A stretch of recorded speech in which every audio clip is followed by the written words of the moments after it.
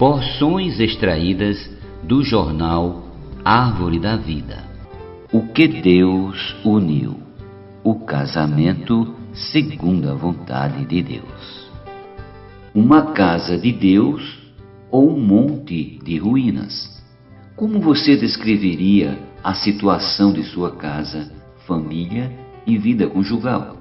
Que tipo de relacionamento tem sido edificado desde que você se casou?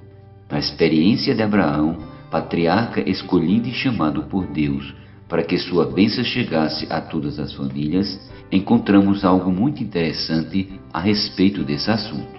O Deus da glória já havia aparecido a Abraão em Ur dos Caldeus, Atos 7:2, na Babilônia, a fim de libertá-lo daquele ambiente confuso e idólatra.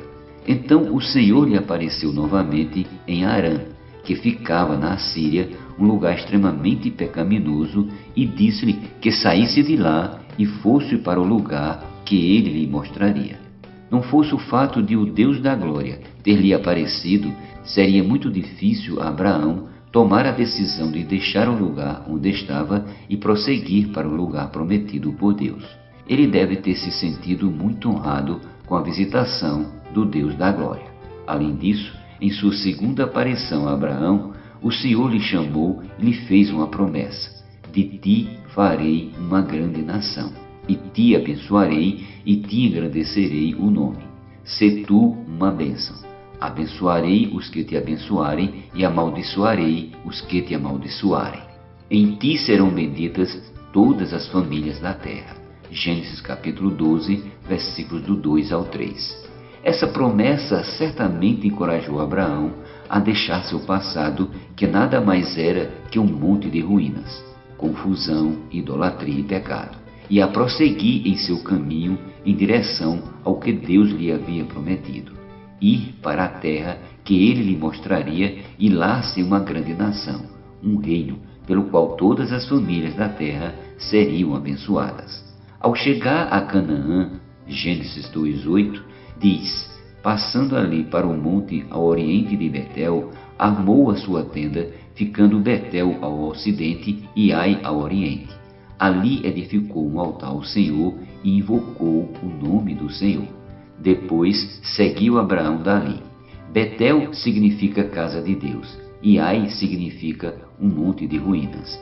Entre os dois estava a tenda de Abraão, que representa um viver familiar sem raízes na terra, desprendido das preocupações desta vida e totalmente disponível para se mover segundo a direção de Deus.